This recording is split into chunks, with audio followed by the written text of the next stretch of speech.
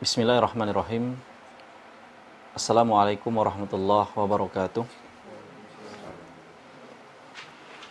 Innal hamdalillah nahmaduhu wa nasta'inuhu wa nastaghfiruh wa na'udzu billahi min syururi anfusina wa min sayyiati a'malina. Man yahdihillahu fala mudhillalah wa may yudlil fala hadiyalah.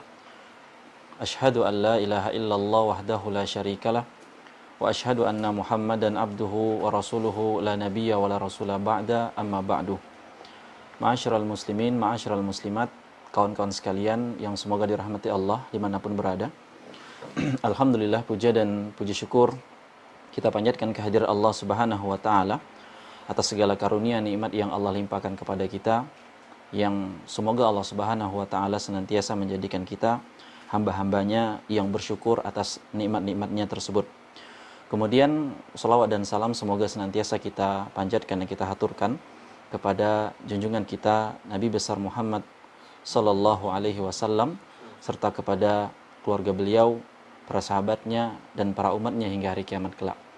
Kawan-kawan sekalian yang semoga dirahmati Allah, insyaallah taala kita akan kembali melanjutkan dari pembahasan serial kitab fikih Asmaul Husna karangan Syekh Abdul Razak hafizahullah taala. Semoga Allah menjaga beliau dan para ulama-ulama kita yang lainnya dengan penjagaan yang paling sangat menjaga dari segala macam barang bahaya, yaitu penjagaan dari Allah Subhanahu wa taala. Kawan-kawan sekalian yang semoga dirahmati Allah, sebelum kita mulai, alangkah baiknya kita kembali mengingat perkataan dari Yusuf bin Husain rahimahullahu taala ketika beliau mengatakan, bil adabi tafhamul ilma, dengan adab maka engkau akan dapat memahami ilmu atau pelajaran. Kawan-kawan sekalian yang semoga dirahmati Allah, Al-Imam Ja'far rahimahullah dahulu juga pernah menceritakan waktu masa beliau, kita itu mendapatkan majelisnya Al-Imam Ali bin Madini rahimahullah, dan waktu itu kita datang di waktu asar. Beliau Al-Imam Ja'far rahimahullah datang di kajian Ali bin Madini itu di waktu asar untuk kajian yang akan dilaksanakan pada esok harinya. Dan kita duduk bermalam, kata beliau rahimahullah, atau nginap di majelis tersebut atau di tempat kajian tersebut. Kenapa? Karena khawatir kalau kita datang besok kita nggak dapat tempat. Beliau mengatakan kalau kita datang besok baru datang, kita nggak bakal dapat tempat. Maka kawan-kawan yang semoga dirahmati Allah, beliau menyatakan bukan hari ini, bukan pada kesempatan kali ini, bukan ba'da maghrib, bukan ba'da isya yang mungkin kajian kita mulai. Dan semangat yang ditampakkan oleh Al-Imam Ja'far rahimahullahu ta'ala juga begitu pula murid-muridnya rahimahumullahu ta'ala. Kawan-kawan sekalian yang semoga dirahmati Allah subhanahu wa ta'ala, siapa dari kita yang seperti beliau, seperti Al-Imam Ja'far rahimahullahu ta'ala? Siapa yang mungkin dari kita sudah mungkin menyimak kajian live streaming baik via Facebook, Instagram atau YouTube, kita udah pantengin, udah kita bersiap-siap dari jam 11 siang mungkin, atau kemarin sore mungkin. Maka kalau kita sudah diberikan kemudahan oleh Allah Subhanahu wa taala untuk menuntut ilmu secara streaming, secara live seperti ini, dan kemudian masih menganggap ilmu ini biasa-biasa saja, atau mungkin muncul di beranda kita, di media sosial kita, notifikasi bahwasanya live streaming kajian dan seterusnya, kemudian kita scroll aja tanpa adanya pengagungan, tanpa adanya adab dan seterusnya, atau masih menganggap bahwasanya ilmunya itu aja. Oh, saya udah pernah dengar gitu loh. Oh, ustadz ini dan segala macamnya. Maka pertanyaannya, bagaimana mungkin hidup kita bisa berkah? Bagaimana mungkin ilmu atau yang kita mengaku di atas sunnah tapi kita bisa berkah? Maka lihatlah para ulama. Mereka bukan hanya menghargai ilmu, tapi juga mereka agungkan dan mereka muliakan. Dan salah satu bentuk pemuliaan yang mereka lakukan adalah datang ba'da asar H-1 dari kajian tersebut, subhanallah. H-1. Dan lihat hasilnya kawan-kawan sekalian yang semoga dirahmati Allah. Lihat bagaimana hasil dari para ulama tersebut. Dan hidup mereka tentunya jauh dari bagaimana berkahnya hidup kita. Apa kata para ulama? Sebagaimana yang disebutkan oleh Syekh Shalih Al-Utsaimin rahimahullah ta'ala, Beliau mengatakan dalam kitabnya Ta'zimul Ilmi, pengagungan terhadap ilmu, man la yukrimul ilma, la yukrimuhul ilmu. Barang siapa yang tidak memuliakan ilmu, barang siapa yang tidak memuliakan ilmu, tidak mengagungkan ilmu, maka jangan harap ilmu tersebut akan memuliakan dia. Jangan harap ilmu tersebut akan memuliakan dia. Maka kawan-kawan yang semoga dirahmati Allah, mereka ini, para ahli ilmu ini, tidak hanya belajar saja, tapi mereka benar-benar memuliakan ilmu tersebut, sehingga mereka melakukan perjuangan, melakukan usaha yang sungguh-sungguh untuk mendapatkan ilmu tersebut. Dan kalau kita lihat pada hari ini, pada masa-masa kita hari ini, ketika sebagian dari kita menjadi penggemar suatu merek atau suatu brand, kemudian dia rela ngantri dan mungkin keluar uang bayar dari ngantri tersebut untuk mendapatkan yang pertama atau menjadi orang yang terpilih mendapatkan barang tersebut di awal-awal.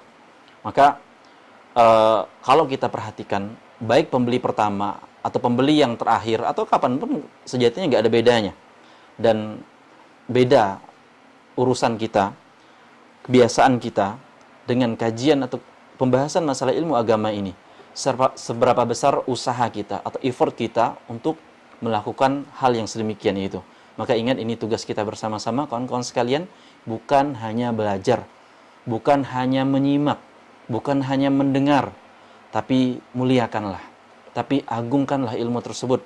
Semakin kita muliakan ilmu, semakin kita agungkan ilmu ini, apalagi yang kita bahas ilmu yang derajatnya tinggi, membahas zat yang maha tinggi, yaitu Allah Jalla wa'ala, maka semakin begitu pula Allah akan memuliakan kita. Kawan-kawan sekalian yang semoga dirahmati Allah, kita akan masuk kepada yang disebutkan oleh Syekh di sini, hafizahullah taala. Beliau menyatakan dalam pembahasan kedua dalam Fadlul Ilmi bi Asma'illahi taala wa sifatihi, keutamaan ilmu, nama-nama dan sifat Allah, bagian yang kedua. Yang mana pada pertemuan kali ini kita berikan judul, ada yang ingat judulnya? Apa? Kembali kepada cinta pertama. Ya. Yang kita kasih judul adalah kembali kepada cinta pertama. Kita akan bacakan yang disebutkan oleh Syekh di sini, hafizahullah taala. Inna ma'rifatallahi wa ma'rifata asma'ihi al-husna wa sifatihi al-ulya hiya ghayatu matalibil bariyah. Sesungguhnya mengenal Allah, mengenal nama-namanya, baik sifat-sifatnya, perbuatan-perbuatan Allah, di antara cita-cita yang tertinggi bagi manusia. Cita-cita yang sudah puncaknya cita-cita tersebut. Wahiya afdalul ulumi wa alaha wa ashrafuha wa asmaha wahiyal ghayatul lati syammara ilaihal musyammirun. Yang mana ini adalah puncaknya ilmu yang paling tinggi yang manusia berlomba-lomba meraihnya. Wa tanafusa fihal mutanafisun wa jara ilaihal mutasabiqun. Manusia berlomba, berebut untuk meraih ilmu ini, yaitu nama dan sifat Allah Subhanahu wa taala. Kemudian kata Syekh hafizahullah, wa ilaiha tattajihul qulubus sahihatu bil asywaq. Perhatikan kawan-kawan sekalian, dan ini perlu digarisbawahi. Kata Syekh, dan hati yang baik, hati yang sahihah, itu senantiasa hati itu rindu kepada permasalahan ini atau ilmu ini. Wa biha yatahaqqaqu lil abdi tibul hayati. Maka ketika dia bisa gapai ini ilmu, dia paham ini ilmu, maka dia akan mendapatkan kehidupan yang tentram. Kenapa kata Syekh? Fa inna hayatal insani bi hayati qalbihi wa ruhihi. Karena kehidupan manusia itu, kehidupan yang tentram itu tergantung bagaimana kehidupan hatinya, bagaimana kehidupan ruhnya. Wala hayata liqalbihi illa bima'rifati fatirihi wa mahabbatihi wa ibadatihi wahdahu wal inabati ilaihi wa tuma'ninati bidzikrihi wal unsi biqurbihi. Yaitu kebaikan ini, ketentraman hati ini, hati yang baik dan sahihah ini, adalah mereka yang kenal kepada penciptanya, cinta kepada penciptanya, beribadah kepada penciptanya tersebut, yaitu Allah Subhanahu wa taala, wal inabah, dan dia bertaubat kembali kepada Allah Subhanahu wa taala tersebut. Dia berzikir, dia senantiasa mendekatkan dirinya kepada sang pencipta tersebut, yaitu Allah Subhanahu wa taala. Kemudian kata Syekh Hafizahullah, wa man faqada hadhil hayata, barang siapa yang hidupnya enggak kayak gini, hidupnya enggak rindu kepada Allah, atau cinta kepada Allah, atau kenal kepada Allah, faqadal khaira kullahu, maka dia akan kehilangan seluruh segala macam kebaikan. Dia akan kehilangan segala macam seluruh kebaikan. Kemudian saya melanjutkan, walau ta'awwadha anha bima tu'adu minad dunya, walaupun kebahagiaan ini yang disebutkan Syekh itu diganti dengan kebahagiaan kehidupan dunia. Beliau mengambilkan perbandingan orang yang paham tentang asmaul husna Allah, orang yang kenal kepada Allah, cinta sama Allah, pengen dekat terus sama Allah dan rindu kepada Allah, itu dengan segala macam kenikmatan dunia, kira-kira bisa digantiin nggak gitu loh. Mungkin lebih beliau maksudnya kayak gitu. Kira-kira orang yang paham nama-nama dan sifat Allah dengan segala macam kenikmatan dunia. Nah, kalau orang nggak paham sama Allah, tapi dapat seluruh segala macam kenikmatan dunia, kebahagiaan dunia, kira-kira sebanding apa enggak? Nah, maka kita perhatikan kata beliau, bal laysat dunya bi ajma'iha iwadan an hadhil hayati, famin kulli syai'in yafutu iwadun, wa idza fatahu Allahu lam yu'awwid anhu syai'un albattah. Perhatikan kata beliau, kawan-kawan sekalian yang semoga dirahmati Allah, sesungguhnya dunia dan seisinya itu nggak bakal bisa menggantikan bagaimana kalau orang udah kenal kepada Allah Subhanahu wa taala. Nggak bisa kebayar, nggak bisa terbandingkan, nggak ada gantinya kata beliau hafizahullahu taala. Anda kalau udah kenal sama Allah, cinta, rindu dan seterusnya, itu nggak bakal bisa menggantikan walaupun dengan dunia dan seisinya. Dan barang siapa kata beliau kalau udah kehilangan Allah, maka tidak ada sesuatu pun yang bisa menggantinya. Orang kalau udah kehilangan sama Allah, tidak ada sesuatu pun yang bisa menggantinya. Kawan-kawan sekalian yang semoga dirahmati Allah. Kemudian kata Syekh, wal ajabu min hali aktsarin nas, dan di antara hal yang ajib, hal yang aneh, hal yang luar biasa, banyak di antara kita, banyak di antara manusia kata beliau, kaifa yanqadiz zamanu, waktu lewat, zaman berlalu, terus waktu berjalan, wayan faddul umuru, umurnya jalan terus, ya, tiap tahun ya happy birthday mulu gitu. Wal qalbu mahjubun, tapi hatinya senantiasa terhalang. Hatinya itu ada hijabnya gitu. Hijab dari apa? Dari mengenal Allah Subhanahu wa taala. Masyamma li hadza raihatan. Hatinya nggak pernah sama sekali mencium wangi dari mengenal Allah ini. Ini padahal wangi gitu loh kata Syekh.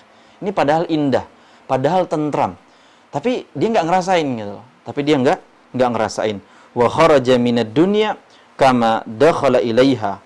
Dia masuk ke dunia, artinya dia lahir dari rahim ibunya, kemudian dia keluar dari dunia ini, madzaqa atyaba ma fiha, dan dia nggak merasakan kelezatan atau kehidupan, kesejahteraan dari kehidupan dunia ini.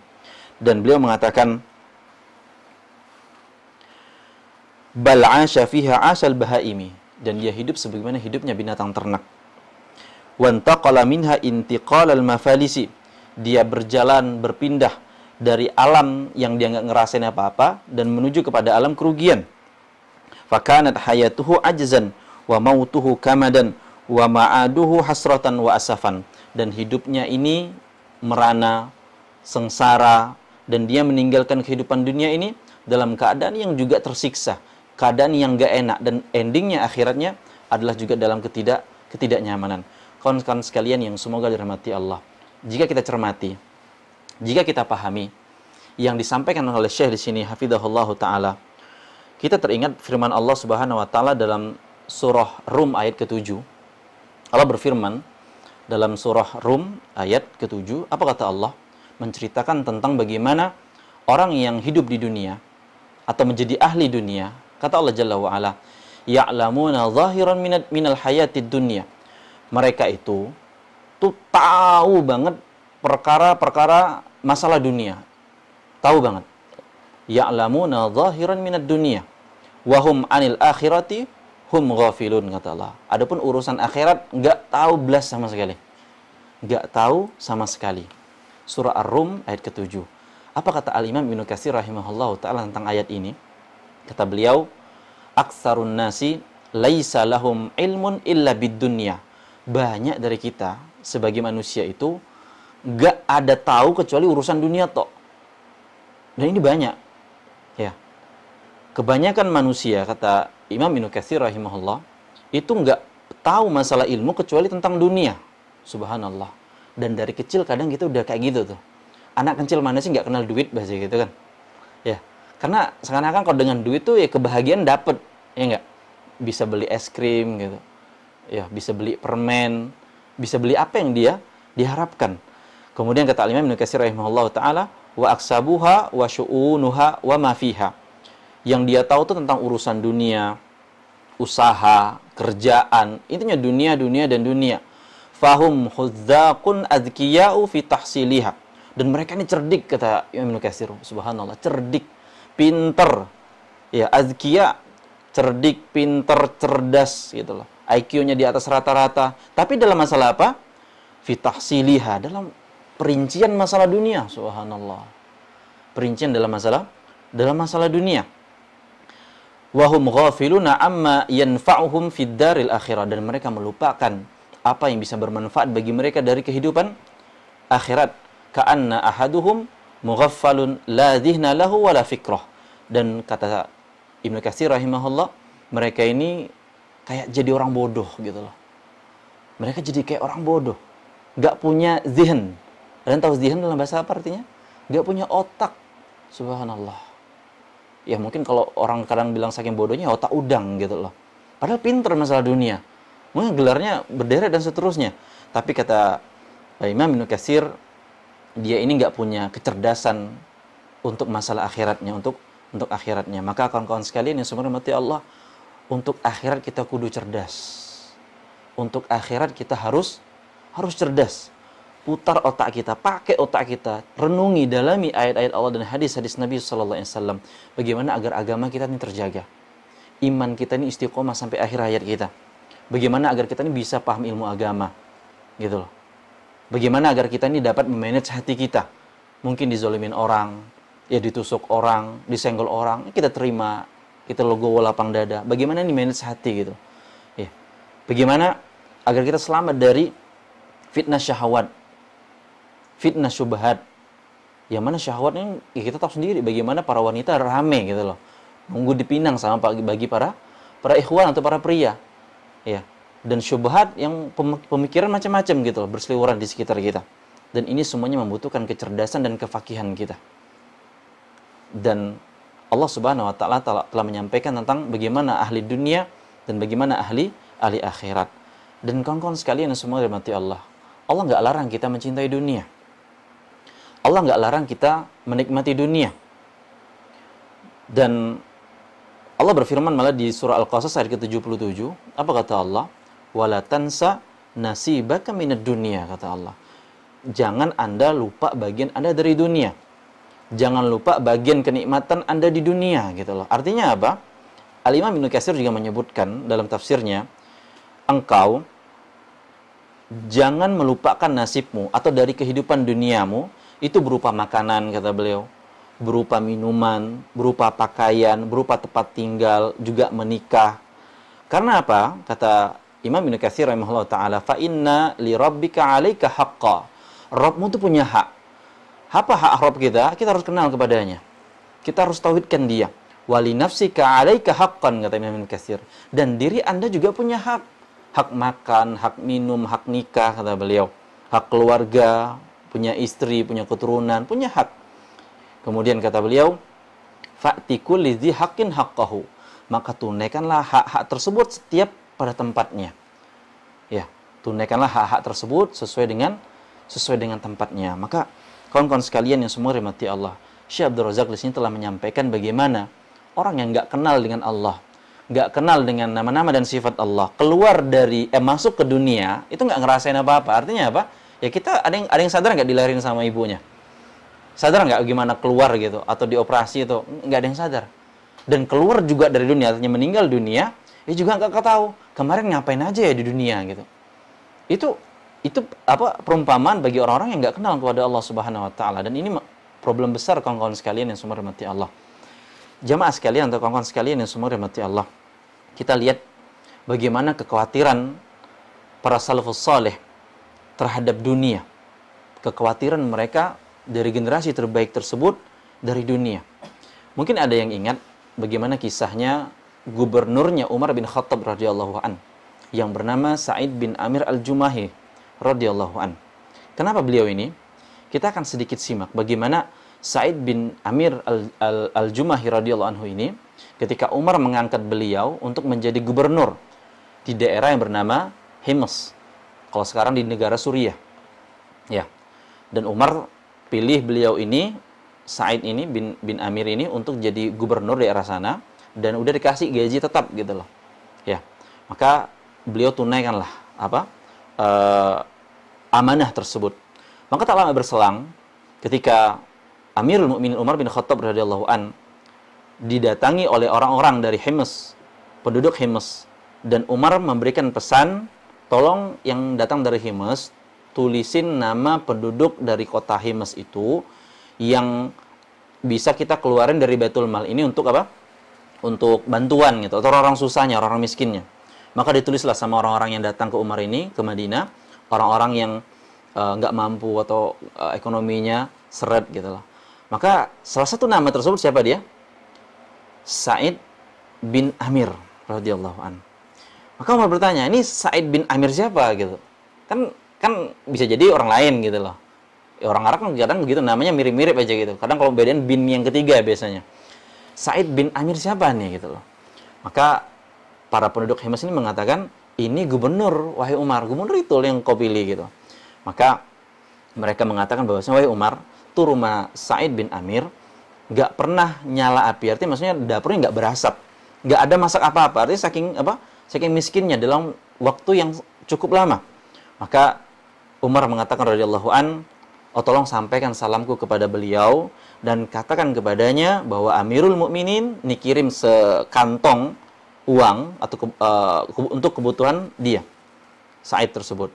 Maka pulanglah sekelompok warga kota Hims ini ke kota Hims dan bertemu kepada Sa'id bin Amir al-Jumahi radhiyallahu an.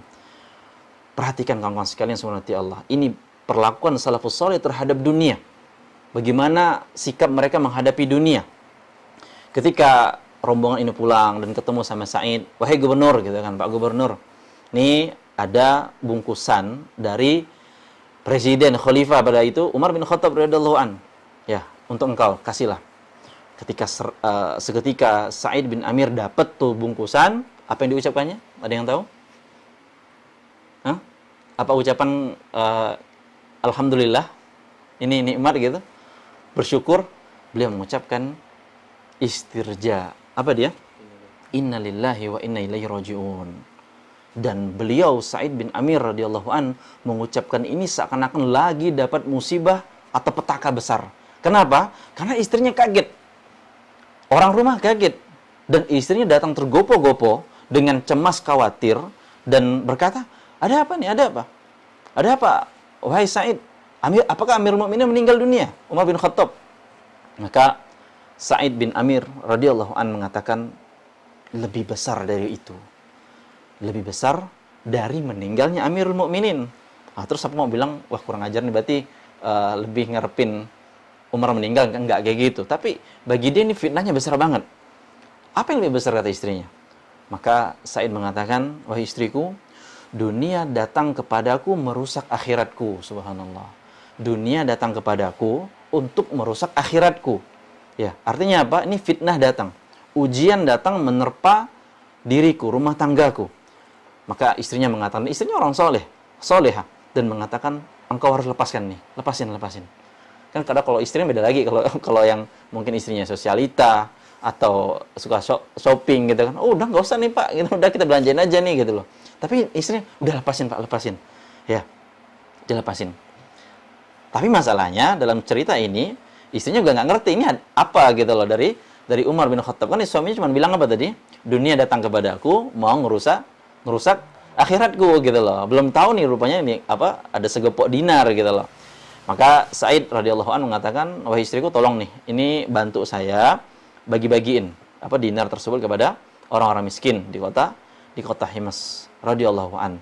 Ini bagaimana salafus saleh ketika dengan dunia mereka paham tentang konsekuensi dunia, mereka lepaskan dunia tersebut. Mereka nggak mau.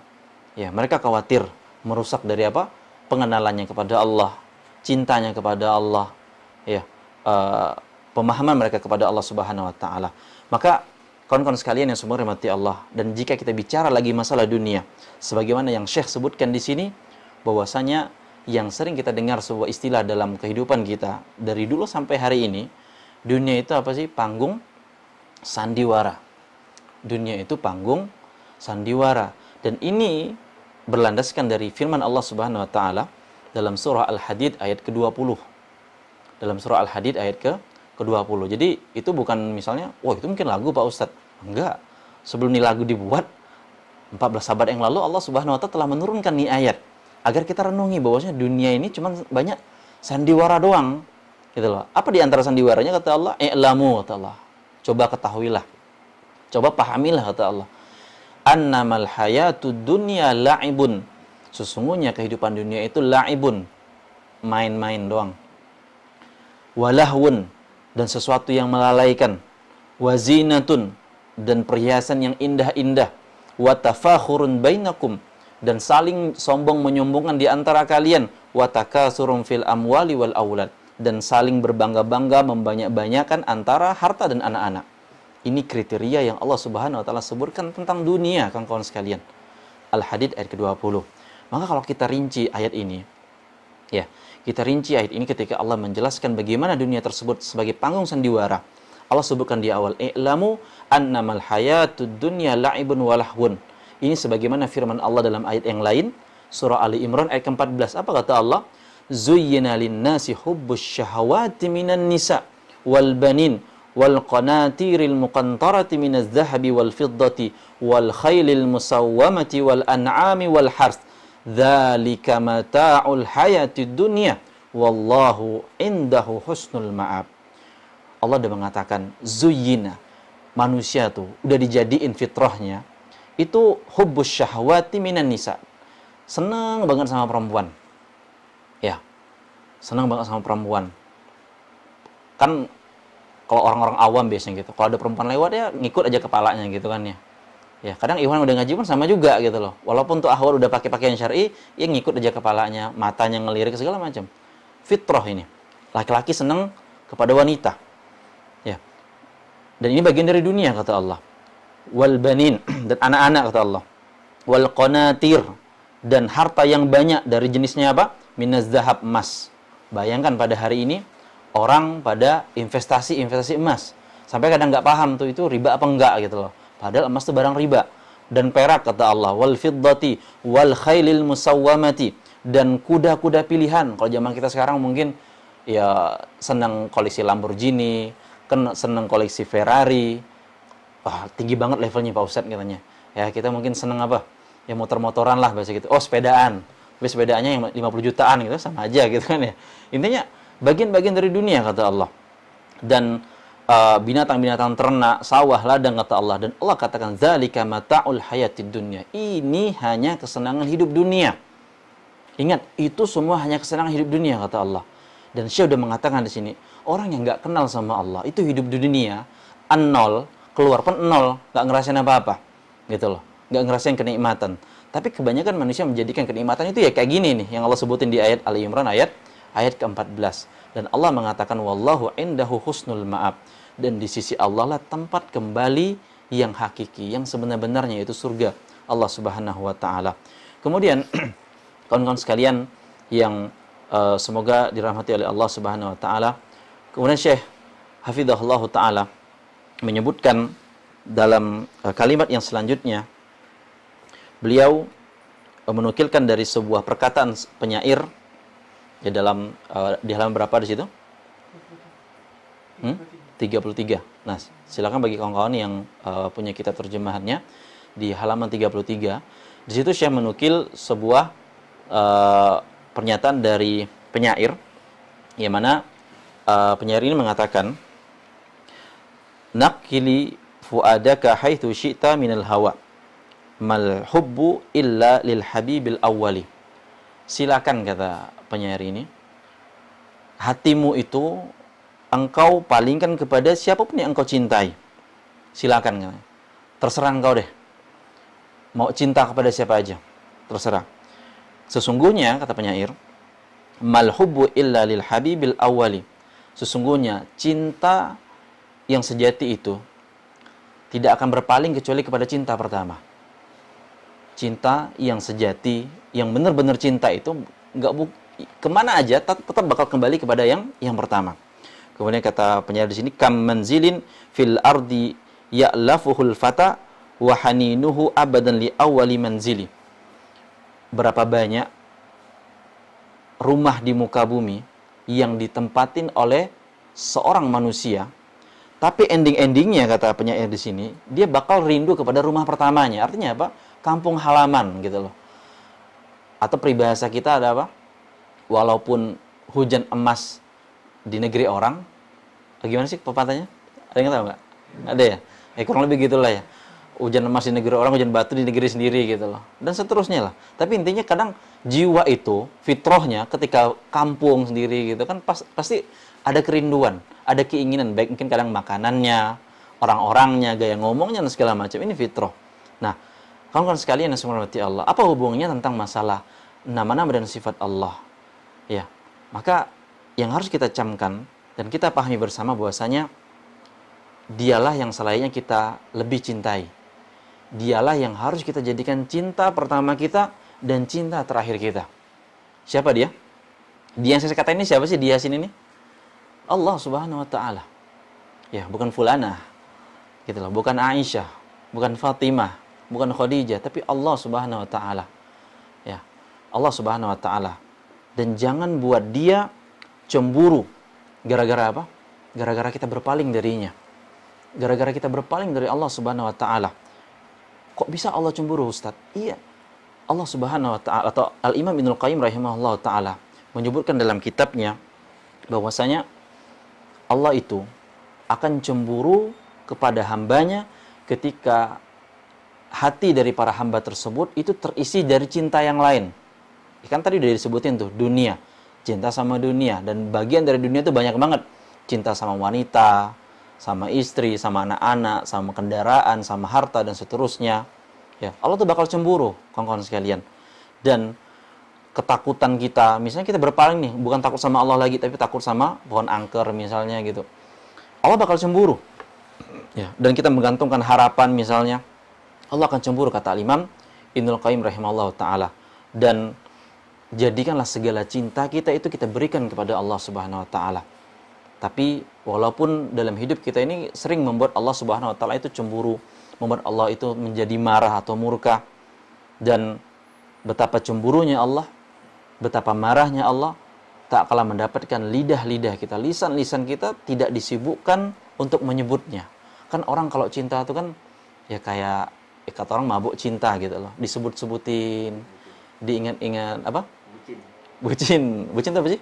Budak cinta. Budak cinta. Saya nggak tahu singkatan doang, tapi kepanjangannya budak cinta gitu loh. Ya, seharusnya kita jadi bucin kepada Allah gitu loh. Butuh cinta Allah Subhanahu wa taala. Ya, disebut-sebut gitu loh. Khawatir yang kita cinta ini cemburu. Kan gitu kan orang cinta, ya nggak? Ada yang pernah merasa cinta nggak nih? Zaman sekolah dulu gitu. Atau kuliah kan juga masih gitu kan. Atau menjelang prarumah tangga gitu. Ya. Maka jadikan lisan-lisan kita itu sibuk menyebut dia, yaitu Allah. Ya. Dan betapa cemburunya Allah Subhanahu wa taala tak kalah mendapati anggota tubuh kita itu enggak digunakan untuk taat kepada Allah. Cemburu kawan-kawan sekalian Allah Subhanahu wa taala. Maka cinta yang sempurna itu akan buat kita menjadi bahagia.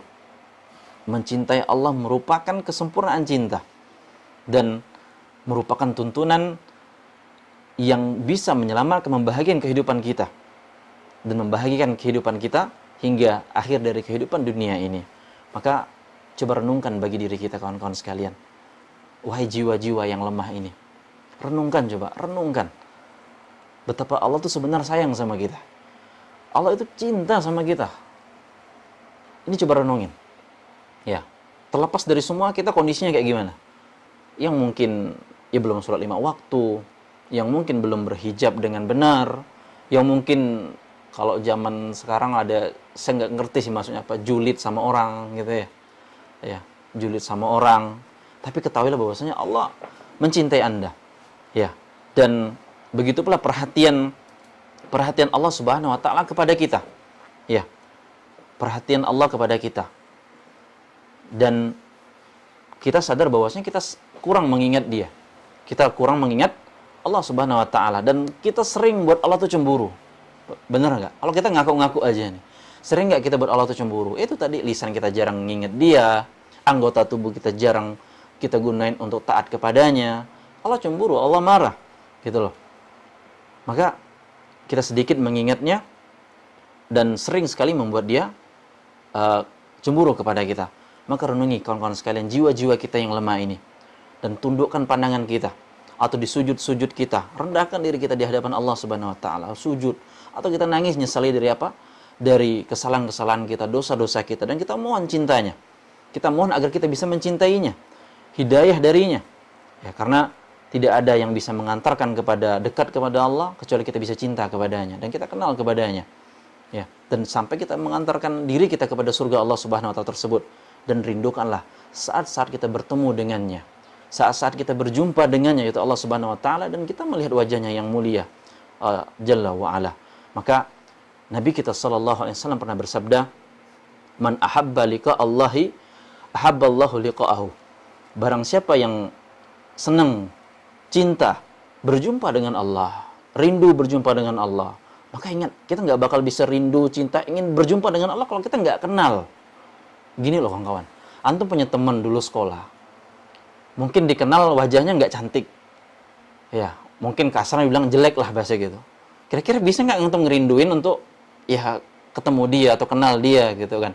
Dan bagaimana mungkin kita mau rindu ketemu sama Allah, cinta sama Allah, tapi kalau kita nggak kenal itu tadi. Maka Nabi mengatakan barang siapa man ahabba liqa Allahi ahabballahu liqa'ahu. Barang siapa yang senang berjumpa dengan Allah, maka Allah juga bakal senang berjumpa dengan dia. Dia bakal rindu sama hamba tersebut. Ya, dia bakal rindu kepada hamba tersebut. Dan Syekh Muhammad bin Shalih Al-Utsaimin rahimahullah pernah berkata tentang hadis ini, bahwasanya barang siapa dari setiap mukmin yang meyakini apa yang telah dijanjikan oleh Allah dari surga-surganya, dari pahala-pahalanya, balasan-balasannya, ganjaran-ganjaran tersebut yang luas luar biasa, maka akhirnya dia cinta kepada Allah. Dia jatuh cinta dan jadilah dunia itu ditalak sama dia. Sebagaimana ulama salaf terdahulu. Udah lepas dunia itu kayak Sa'id bin Amir. 1000 dinar pun lepasin. Triliunan pun lepasin. Ya, terasa ringan tuh dunia lepas. Gitu loh. Terasa ringan tuh ditusuk sama orang. Terasa ringan tuh disobek perutnya kayak Umar bin Khattab radhiyallahu an. Ringan banget bagi Umar bin Khattab radhiyallahu an. Apalagi orang kuat gitu loh. Ya, nggak peduli apa yang ada di dunia, urusan-urusan dunia. Karena dia yakin akan berpindah kepada kehidupan akhirat yang lebih baik daripada dunia ini. Maka kawan-kawan sekalian semua rahmati Allah, tak kala rasa rindu kita ini bertemu dengan Allah, tak kala ajal pun datang dan diberikan kabar gembira sebagian dalam hadis Nabi sallallahu alaihi wasallam. Diberikan kabar gembira dengan keriduan dari Allah Subhanahu wa taala, rahmat dari Allah Subhanahu wa taala, dan ia pun rindu berjumpa dengan Rabb-Nya, yaitu Allah Jalla wa ala. Maka di antara doa Nabi kita sallallahu alaihi wasallam yang mulia dan patut kita amalkan, patut kita berdoa dengan doa ini. Apa kata Nabi SAW? Doanya panjang sebenarnya, tapi ini bagian yang patut juga kita baca, nggak masalah.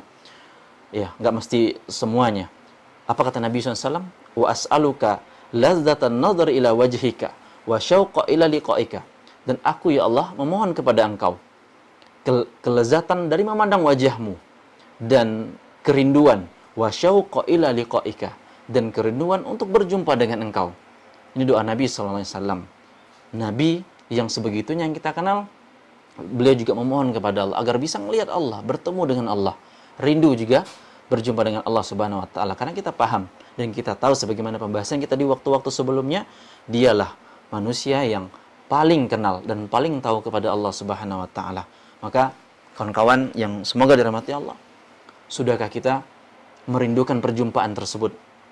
Tanyakan pada hati kita. Kerinduan itu udah tergugah belum dalam hati kita? Ada belum terbetik dalam hati kita? Dan tidak mungkin terbetik, tidak mungkin ada, kecuali kita menjalankan ketaatan kepadanya, kecuali kita jauhin larang-larangannya, kecuali kita kenal kepadanya dari nama-namanya dan sifatnya yang mulia. Maka sungguh sangat berbahagia bagi Anda yang udah bisa rindu, udah bisa cinta berjumpa dengan Allah Subhanahu wa taala. Apalagi saudara-saudara kita yang mungkin dapat kabar meninggal dunia dalam keadaan baik dengan tanda-tanda husnul khatimah dan mereka sudah menghadap kepada Allah Subhanahu wa taala. Kemudian kawan-kawan sekalian yang semoga dirahmati Allah Subhanahu wa taala, kita lanjutkan yang disebutkan oleh Syekh di sini, hafizahullah taala. Beliau menukilkan perkataan sebagian salafus saleh terdahulu. Mereka mengatakan kama qala ba'dus salafi, sebagaimana sebagian para salafus saleh terdahulu pernah mengatakan, masih di halaman yang sama ya, masakinu ahli dunya kharaju minha wa mazaqu atyaba ma fiha. Sungguh rugi, ya, sungguh rugi para ahli dunia, kata sebagian para salafus saleh terdahulu. Kharaju minha, dia keluar dari dunia, wa mazaqu atyaba ma fiha, dan mereka nggak pernah merasakan kelezatan dunia. Nah, kalau kita pahami dari kalimat ini, kira-kira kalau ditanya abang-abang, kakak-kakak, bapak-bapak, ibu-ibu, kelezatan dunia itu apa sih? Oh, bisa jalan-jalan ke Bali, Pak Ustadz. Oh, bisa touring Tour de France gitu ya, misalnya ikutan sepedaan sampai ke sana gitu. Nikmat banget itu bagi pencinta sepeda gitu loh. Kalau rally Dakar Pak Ustadz katanya gitu. Atau mobil jet apa? F1 gitu ya. Benar nggak? Mobil jet ya, jet darat katanya gitu ya. Itu kesenangan gitu. Lezat banget gitu loh. Cuma ngelewatin nyet gitu doang udah lezat banget nih Pak Ustadz. Kelezatan dunia, itu anggapan orang-orang mungkin awam. Apa kata sebagian para salafus saleh tentang masalah ini? Sungguh rugi orang yang keluar dari dunia tapi dia nggak ngerasain kelezatan dunia. Qila ma atyabu ma fiha. Kira-kira apa tuh kelezatan di dalam dunia ini, kata orang bertanya kepada salaf ini. Maka salaf ini mengatakan qala ma'rifatullahi wa mahabbatuhu wal unsu biqurbihi wa syauqu ila liqa'i. Ini dia. Kawan-kawan sekalian, ini jadikan indikator kalau Anda mau merasakan kelezatan dunia. Apa dia? Kenal kepada Allah. Kemudian cintai Allah, cinta kepada Allah. Dan dekat kepada Allah, senantiasa dekat. Itu cinta benar kayak gitu. Ya. Dan apa? Wa syauqu ila liqa'i. Rindu terus pengen ketemu, rindu terus pengen ketemu. Dan inilah sebenarnya yang diaplikasikan oleh para ahli dunia. Lihat para penggemarnya CR7 gitu ya. Bajunya 7 gitu loh. Sampai-sampai plat motornya aja dia apa? Di KB-in 777 atau ada apa? Huruf C-nya gitu loh. Pokoknya gimana usahanya biar identik dengan CR7 gitu loh. Atau LM10 gitu. Semua identik dengan 10. Kan gitu. Dominasi warna dan seterusnya. Begitu pula para ahli akhirat, mereka cinta kepada Allah, rindu kepada Allah. Pasti segala sendi kehidupannya nggak masang stiker Allah di mana-mana, nggak gitu juga sih gitu kan. Di sepak baru motong Allah gitu, nggak gitu juga. Tapi dia jadikan aplikasi dalam hidupnya sebagaimana Allah tuntunkan. Ini baru dia merasakan apa? Kelezatan dunia yang sebenarnya. Kemudian kata Syekh di sini, saya lanjut ke paragraf selanjutnya. Wasabilu hadhil ma'rifati yakunu, dan bagaimanakah cara mengenal Allah? Cara memahami nama-nama dan sifat Allah itu bagaimana, kata Syekh?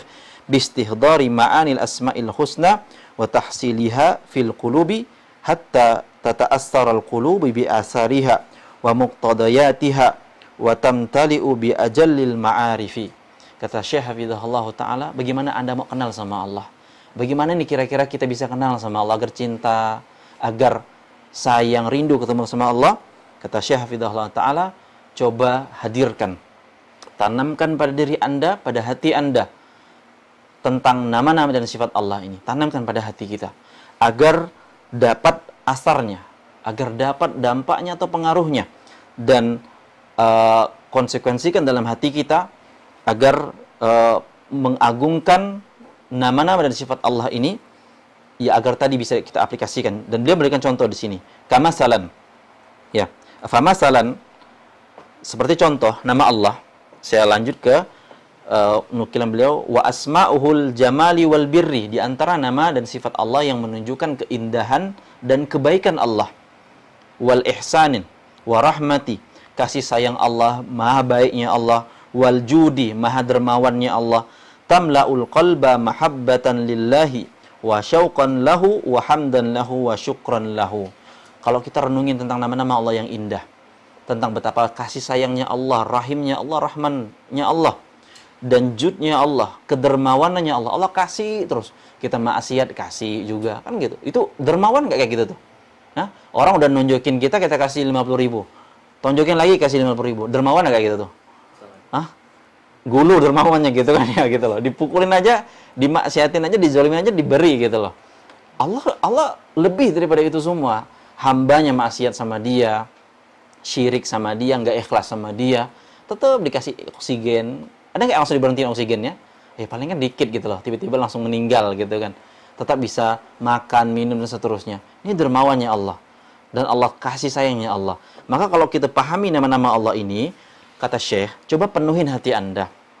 Ya, rasakan dalam hati Anda, tamla'u qalba mahabbatan lillah, timbulkan rasa cinta kepada Allah. Wa syauqan lahu, dan rindu kepadanya. Wa hamdan lahu, puji-puji dia. Wa syukran lahu, dan juga bersyukur kepadanya. Gitu loh. Kalau ketemu nama Allah yang maha indah, maha baik, maha kasih sayang, maha dermawan. Kemudian beliau ngambil contoh yang lain. Saya lanjut, lompatin dikit. Wa asma'uhul ilmi, dan di antara nama dan sifat Allah berkaitan tentang masalah apa? Ilmu. Menunjukkan tentang keilmuan Allah. Wal khibrati, dan tentang kemaha pengawasan Allah. Wal ihatati wal muraqabati wal musyahadati, maha melihatnya Allah, maha menyaksikannya Allah, maha peliputannya Allah. Coba kata Syekh, tamla'ul qalba, penuhkan isi hati Anda, tanamkan pada hati Anda muraqabatan, rasa diawasin sama Allah, rasa di CCTV oleh Allah, lillahi fil harakati was sakanat, dalam setiap gerak-gerik kita, tingkah laku kita. Wal hirasatan lil khawatiri anil afkari radiyati wal iradatil fasidati. Dan kalau kita udah penuhin hati kita dengan rasa pengawasan dari Allah, Allah maha lihat, maha mengawasin, maha tahu, maha mengetahui, maka kata Syekh Hafidhahullah Ta'ala, itu bisa menjaga diri kita dari pikiran-pikiran jelek. Dari pengen berbuat jelek yang nggak jadi, kan gitu. Mau nyontek pas ujian yang nggak jadi, mau korupsi pas kerja yang nggak jadi. Karena apa tadi? Karena ingat, Allah tuh maha alim, al-ilmnya Allah, khibrahnya Allah mengawasi, ihata, maha peliputannya Allah, muraqabahnya Allah, musyahadahnya Allah, dan seterusnya. Gitu kata Syekh. Caranya tuh kayak gitu. Ada nama ini, tanamin di hati kita, tanamin gitu, agar kita apa? Nggak berbuat yang demikian. Kemudian kawan-kawan sekalian yang semoga dirahmati Allah Subhanahu wa taala, kita lanjutkan yang disebut oleh Syekh di sini, wa hahuna yanbaghi an yu'lama anna ma'rifatallahi subhanahu naw'an. Dari sini perlu kita ketahui bersama bahwasanya mengenal Allah itu ada dua macam. Mengenal Allah itu ada dua macam, masih di halaman yang sama ya. 6. Yang pertama kata Syekh, ma'rifatu iqrarin. Itu orang yang kenalnya cuman ya biasa-biasa aja, sekedar aja. Wahiyallati isyraka fiha an-nasu al-barru wal fajiru wal muti'u wal 'asi. Itu sama di antara kayak orang yang ya semua manusia, yang baik, yang jelek, yang taat, yang berbuat maksiat. Jadi kenalnya sekedar-kedar doang, sebagaimana kita bahas di pertemuan yang lalu. Kita sering baca Ar-Rahman Ar-Rahim, tapi kalau ditanya nggak paham dan nggak ngerti, tahu-tahu gitu doang, sekedar doang. Nah, kemudian kata Syekh, wasani, adapun yang kedua tentang pengenalan kepada Allah, ma'rifatun tujabul haya'a minhu. Kenal sama Allah, akhirnya apa? Timbul rasa malu. Tuh gitu tuh. Kenal sama yang kita cintai kan pasti malu gitu loh. Sopan gitu. Ada nggak orang kenal banget sama Cristiano Ronaldo, ketemu sama Cristiano Ronaldo terus kurang ajar gitu? Ada nggak? Nggak, pasti sopan, malu, sungkan gitu kan? Ya, mungkin lewat pun ya kata orang Melayu apa, tabe gitu kan ya, permisi gitu kan, permisi CR7 gitu. Iya, rasa malu muncul gitu loh. Itu kalau udah pengenalan yang sebenar-benarnya, kata Syekh. Ma'rifatun tujabul haya. Dia kenal, akhirnya apa? Dia malu. Ya, nggak enakan gitu loh. Wal mahabbata, bukan malu doang gitu, tapi juga apa? Cinta. Ya, wa ta'alluqal qalbi bihi wa syauqa ila liqa'ihi. Hatinya itu kepaut terus sama Allah, kegantung terus sama Allah, dan dia rindu bertemu dengan Allah, wa khasyatahu, dan dia takut. Ya, wal inabata ilaihi wal unsa bihi wal firara minal khalqi ilaihi, dan dia takut, selalu dekat dan senantiasa kembali lari kepada Allah Subhanahu wa taala. Gitu loh. Ada apa-apa dikit-dikit Allah, dikit-dikit Allah gitu. Apapun itu. Itulah yang kalau udah kenal kepada Allah dengan pengenalan yang sebenar-benarnya. Kemudian kawan-kawan sekalian yang semoga dirahmati oleh Allah Subhanahu wa taala, saya lanjutkan agak jauh nih loncatnya. Mungkin di halaman selanjutnya ya. Saya menyebutkan ini ending. Kalau di kitab Bahasa Arab di halaman terakhir, saya menyebutkan itu setelah saya menukilkan surah Al-Mujadilah ayat ke pertama. Nah, itu saya yang di situnya. Ketemu nggak? Halaman berapa? 35. Nah, kata Syekh Hafizahullah Ta'ala, wa yadhkuru sifatihi inda su'ali ibadihi li rasulihi anhu. Dan Allah juga terkadang itu menyebutkan sifat-sifatnya itu ketika seorang hamba bertanya kepada Rasulnya. Ya, Allah Subhanahu wa taala juga terkadang menyebutkan sifat-sifatnya itu tak kala seorang hamba bertanya kepada Rasulnya sallallahu alaihi wasallam. Maka dari sini kawan-kawan sekalian yang dirahmati Allah, saya teringat sebuah kisah Rasulullah SAW itu pernah menceritakan kepada sahabatnya ketika itu tentang segerombolan tawanan perang. Ya, jadi Rasulullah SAW itu kedatangan rombongan tawanan perang, dan di tengah rombongan itu ada seorang ibu-ibu. Ingat ibu-ibu, kalau bahasa kita sekarang apa? Mak-mak lah gitu ya. Ya, yang rempong banget lah biasanya, Masya Allah. Yang ibu ini identiknya nyarinya lagi apa? Nyari anaknya yang kehilangan dalam tawanan perang tersebut. Cari bayinya di mana gitu loh. Kebayang nggak kira-kira nih? Bimbangnya hati ibu tersebut. Kebayang? Nah, nggak pernah jadi ibu kan soalnya gitu, atau jadi bapak gitu loh. Ya, kalau saya pribadi pernah belum lama ini gitu, anak nggak tahu main kemana, bimbang gitu loh, nyari seblok-blok gitu, nyari gitu. Dan ini dalam tawanan perang lagi gitu loh, bukan dalam kondisi bebas atau merdeka. Dan tak kalah berhasil menemukan bayi ini ibu, maka dia apa? Dia peluk erat-erat, sayang kan gitu kan. Dia peluk erat-erat, dia susuin, dia elus-elus. Dan kemudian Nabi SAW melihat fenomena ini, beliau bertanya kepada para sahabat, ya, kira-kira kata Rasulullah, kalian percaya nggak nih ibu yang lagi bimbang-bimbang tadi ketemu anaknya, kemudian langsung lemparan tuh anak di kobaran api, ditumpukan api gitu loh. Maka para sahabat menjawab serentak, ya nggak mungkin ya Rasulullah, demi Allah nggak mungkin. Dan dia pun pasti bisa mencegahnya bayinya kelempar ke sana, kalau perlu dia yang kebakar daripada anaknya kan gitu kan, biasanya kan orang tua kan.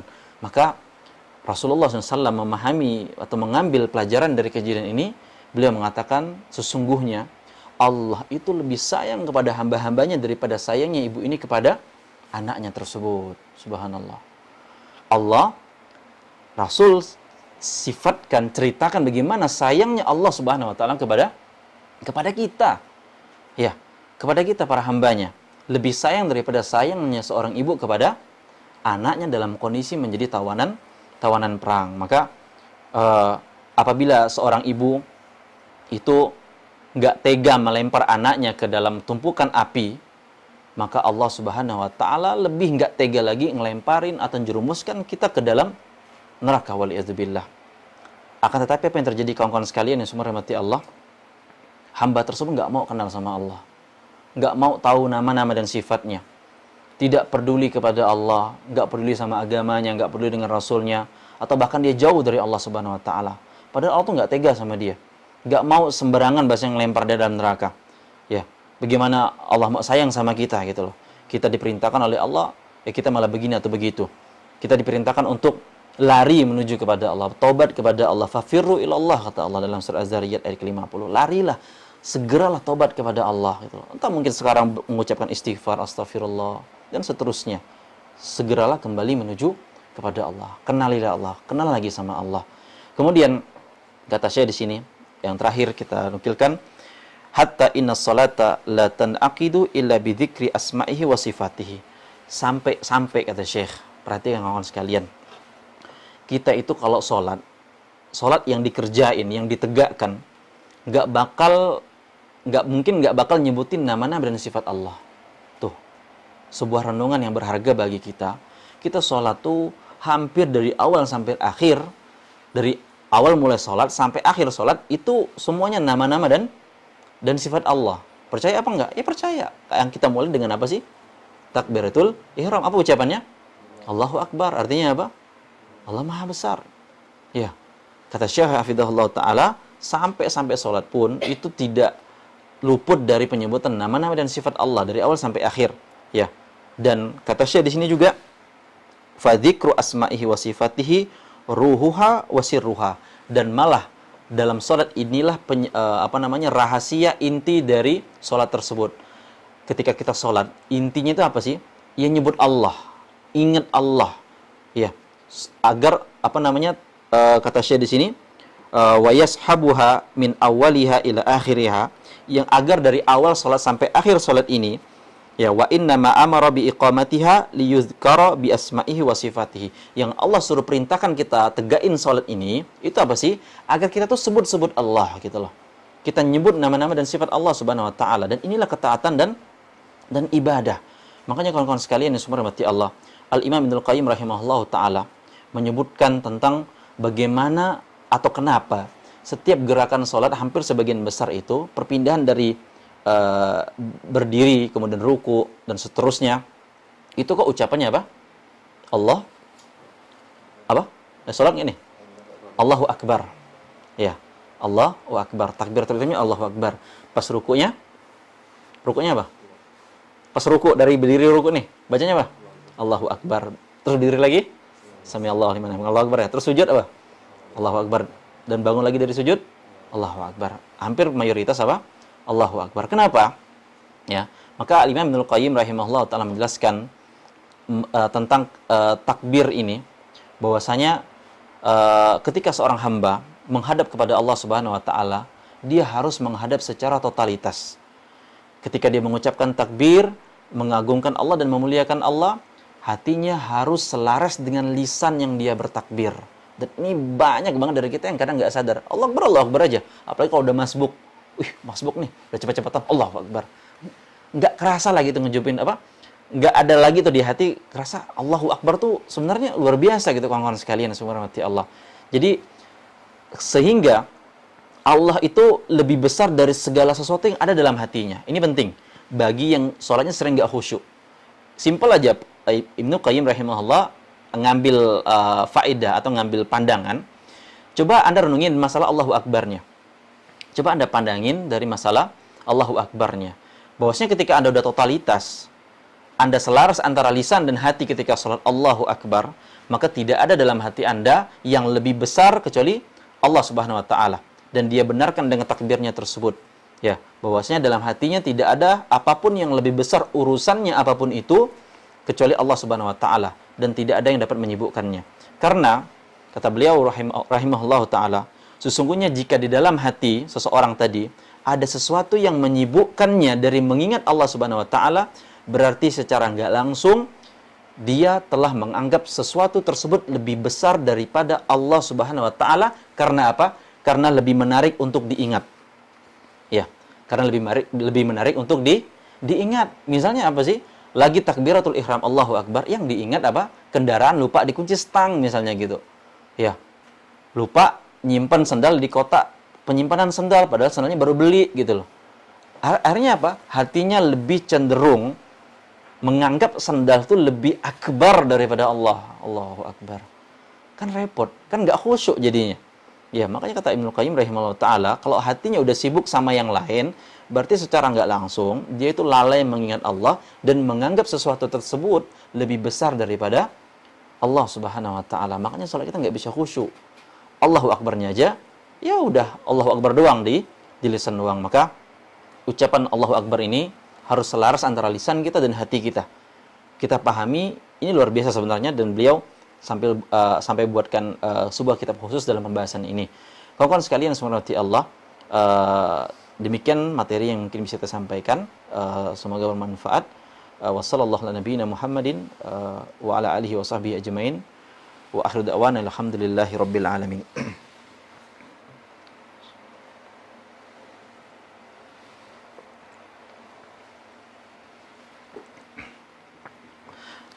Bismillah, alhamdulillah, wassalatu wassalamu ala rasulillah, amma ba'du. Saya coba baca pertanyaan yang sudah masuk. Bismillah, jazakumullah khairan kepada Ustaz dan tim atas kajiannya pada hari ini. Ya, wa jazakumullah khairan. Mohon nasihatnya Ustaz terhadap orang yang terkadang mencoba untuk bermaksiat, kemudian berhenti, namun mengulanginya lagi, hingga akhirnya ia merasa berat meninggalkan hal tersebut. Padahal ia mengetahui bahwasanya Allah Maha mengetahui, dan musibah bisa jadi datang karena maksiat. Jazakallah khairan. Nah, pertanyaan-pertanyaan seperti ini sangat berkaitan erat dengan pembahasan kita tentang renungan kita bersama, bahwasanya seberapa kenal kita kepada Allah, seberapa tahu kita kepada Allah Subhanahu wa taala, maka semakin kita tahu, semakin kita kenal, kemungkinan besar untuk bermaksiat atau berbuat yang enggak, berpikiran negatif sebagaimana kata Syekh tadi, itu bakal reda. Sejauh sepengenalan kita kayak gitu, bakal reda. Sebagaimana juga mungkin saya sampaikan sebuah permisalan, kalau Anda punya bos, punya kepala kantor, punya leader, dan Anda tahu pemimpin Anda ini orangnya keras gitu loh, orangnya tegas, sampah dikit aja itu bisa jadi masalah besar bagi dia misalnya gitu. Maka ketika Anda tahu dia mau sidak atau dia datang, pasti Anda bakal apa? Bakal kewalahan, bakal nggak berani ngapa-ngapain gitu loh. Sampai kadang menarik napas saja udah ya ngos-ngosan gitu loh. Itu kenapa? Karena Anda tahu kepada pimpinan Anda tersebut. Begitu pula, semakin kita kenal kepada Allah, semakin kita tahu sama Allah, persentase keinginan untuk bermaksiat atau berbuat nggak benar itu semakin kecil, dan bisa jadi nggak sama sekali. Karena apa? Hatinya udah terpaut dengan Allah Subhanahu wa taala tersebut. Jadi seperti itu. Kalau masih ada rasanya mau coba ngelanggar, coba maksiat, maka ya coba juga lebih kenal lagi sama Allah. Coba jangan negatifnya doang, positifnya apa? Coba lebih kenal lagi kepada Allah Subhanahu wa taala. Seperti itu. Wallahu a'lam ta'ala bishawab. Nah, saat sudah berhijrah, terkadang sulit menghadirkan rasa cinta kepada Allah, tidak sebagaimana pertama kali saat berhijrah. Mohon nasihatnya agar hati ini kembali tunduk kepada Allah. Jazakallahu khairan atas pertanyaannya. Dan saya rasa ini pertanyaan terakhir yang mungkin bisa kita bahas. Dan kawan-kawan sekalian yang semua dirahmati Allah, rasa ini, ya, rasa kayak gini nih. Rasa ketika mungkin hati itu gemeter gitu. Air mata tuh dengan mudahnya menetes. Itu kapan? Pas awal-awal hijrah. Pas awal-awal hijrah. Kenal sunnah, kenal tauhid, gitu kan. Itu subhanallah, rasanya terharu banget. Rasanya ketemu kebenaran, ketemu cahaya, segala macam gitu. Dan ini dirasakan sebagian besar apa? Sebagian besar dari kita. Maka daripada itu, kawan-kawan sekalian yang semoga dirahmati Allah, bagaimana menghadirkan rasa seperti ini lagi? Yang pertama yang saya sampaikan adalah sebagaimana kaidah para ulama, ilmu itu di murojaah. Sebagaimana kita Quran juga, baca Quran, kira-kira Quran itu berapa kali murojaah sih? Ada yang nyatet atau ingat, saya murojaah Al-Fatihah sepanjang umur hidup ini segini Ustaz gitu. Triliunan kali gitu. Coba renungi, berapa kali ngulang Al-Fatihah? Ngulangnya banyak banget, karena kita sholat terus kan gitu, baca Al-Fatihah di antara syarat rukun sholat gitu.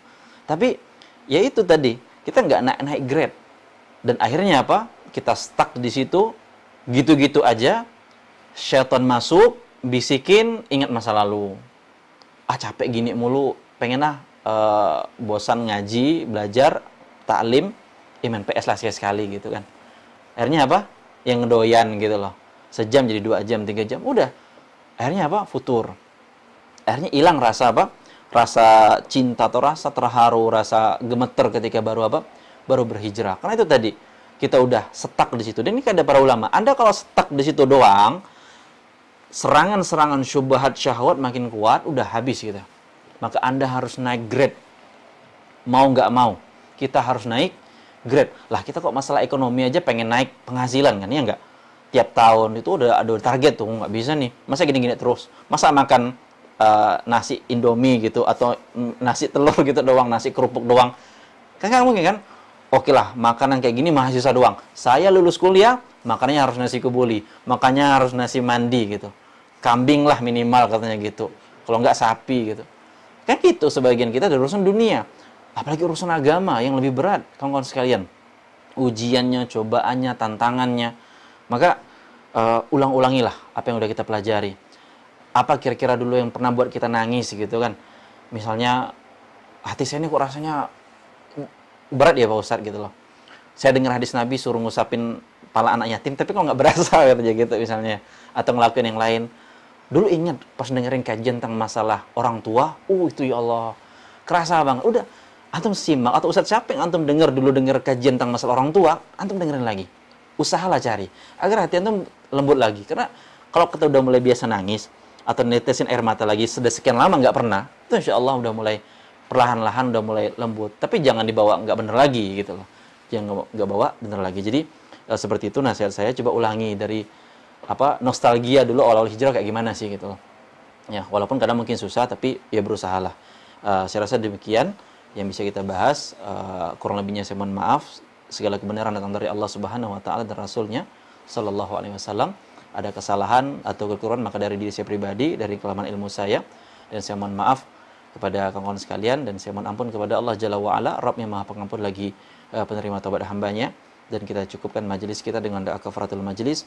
Subhanakallahumma bihamdika asyhadu an la ilaha illa anta astaghfiruka wa atubu ilaik. Wassalamualaikum warahmatullahi wabarakatuh.